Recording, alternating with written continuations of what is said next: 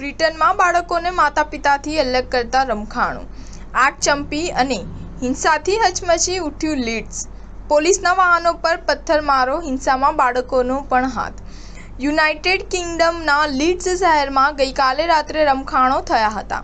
શહેરમાં મોટી સંખ્યામાં લોકો એકઠા થયા હતા અને આતંક મચાવ્યો હતો. લોકોએ બસને આગ ચાંપી દીધી હતી. પોલીસના વાહનો પર પણ હુમલો કર્યો હતો. સોશિયલ મીડિયા પર વાયરલ થઈ રહેલી ઘટનાના વિડીયોમાં લોકોની ભીડ અને બાળકો પણ જોઈ શકાય છે. આ રમખાણોનું કારણ સ્થાનિક ચાઇલ્ડ કેર એજન્સી તરફથી બાળકોને તેમના માતા-પિતાથી અલગ કરીને બાળ સંભાળ ગૃહોમાં રાખવાનું હોવાનું કહેવાય છે, જેના વિરોધમાં લોકો રસ્તા પર ઉતરી આવ્યા છે.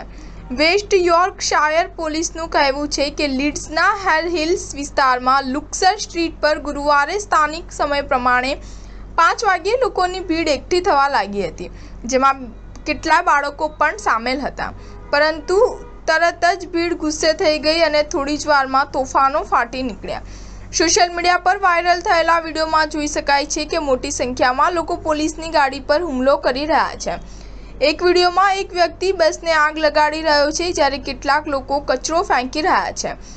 અન્ય એક વિડીયોમાં જોઈ શકાય છે કે કેટલાક લોકો એક મોટું ફ્રીજ લાવી તેને રસ્તા પર લાગેલી આગમાં ફેંકી રહ્યા છે.